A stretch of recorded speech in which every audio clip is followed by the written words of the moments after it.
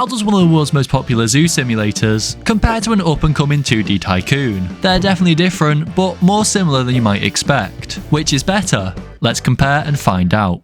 Which game has the best animals? Well, this is a tough category since lots of different factors affect the quality of the animals. For this reason, 2 points will be available for this round, one for the most realistic behaviours and qualities, and the other for the best animal models. So in terms of animal models, they certainly follow different styles. The Planet Zoo models are designed to be as realistic as physically possible, and they've definitely achieved this. The models are really well designed and react well to their surroundings, so it's great. You can get different variants of the animals like albino versions, but this isn't achieved to the same extent as Let's Build a Zoo. In Let's Build a Zoo, there are hundreds of thousands of variants of animals you can get, each with unique models. You can even create new species and create robotic animals. Although this isn't hugely realistic, I'm sure some government organisation would stop you at some point.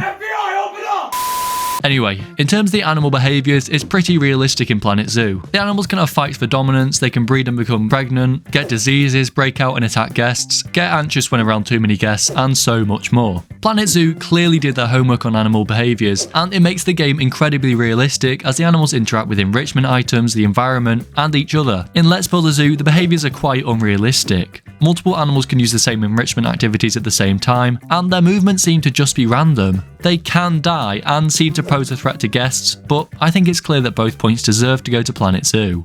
So, which game has the best building system? Well, Planet Zoo has an incredible tool with a massive variety of items.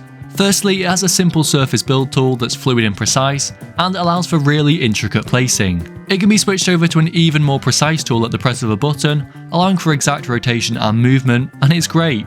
There are hundreds of scenery items, and the list increases with every DLC and free update. You can even get custom-made pieces from the Steam Workshop, expanding your library. In Let's Build a Zoo, there is also a huge range of items. The game features a metric boatload of different types of buildings, some that increase your morality rating and some that decrease it. You can make your own electricity with wind turbines, or recirculate sewage water, depending on how you feel. However, the game, being 2D, has a simple grid-based placing tool that makes it easy and even more accessible to decorate your park, but definitely doesn't allow the customizableness that Planet Zoo offers. Despite both having a huge range of items, Planet Zoo pulls ahead here thanks to the undeniably brilliant building tool. Which game has the best staff system? Well, each building in Let's Build a Zoo needs its own specialist staff member, and when you start placing more and more buildings, the financial impact of this starts to make itself obvious. Also, you need to manually assign your staff like caretakers and keepers to each enclosure, otherwise they'll leave your animals to starve. You can hire new staff by taking applicants and choosing the best person for the job, and by giving them bonuses or higher pay, they'll be nicer or perform better in their job, making it pretty realistic in this category. In Planet Zoo, you can train your staff up, apply them to work zones, otherwise they'll just roam around completing tasks, and increase or decrease their pay depending on how you're feeling. They're pretty cool, but the staff system is rather plain, so I'm giving this category to Let's Build a Zoo. Okay, which game has the best guests? The guests in Planet Zoo make their way around your zoo, going to their favourite animals, spending money from their set wallets, and occasionally getting a top up from the ATMs. They can buy zoo merchandise, get robbed by other guests if your security isn't up to scratch, and you can eject them if you feel like being a meanie. Planet Zoo is really strong in this category thanks to a large amount of items that the guests can interact with, like when they throw their rubbish right next to the bins. Furthermore, you can see their thoughts, visiting history, and they can participate in activities around the park like tours. It's great! In Let's Build a Zoo you can get special guests visiting your park like protesters, black market animal dealers, or social media influencers. How you interact with each special guest can affect your zoo's reputation. For example, you can pay off protesters or offer them special experiences to get them out of your zoo quicker, but all while taking a hit to your zoo's morality ratings. If you choose to buy painted peacocks from the black market dealer, your zoo will, again, take a morality hit, or you could report them to the authorities to improve your ratings. This will allow you to buy more sustainable products like wind turbines and more. It's so difficult to pick for this category, but thanks to a high level of depth and realism for all of the guests, not just VIPs, I'm going to give this category to Planet Zoo.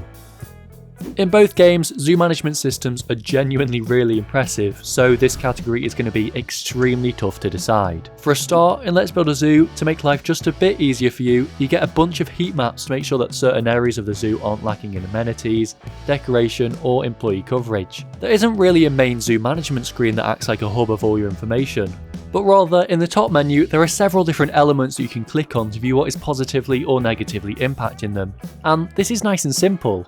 One thing I really love in Let's Build a Zoo is the hugely in-depth menus for each building.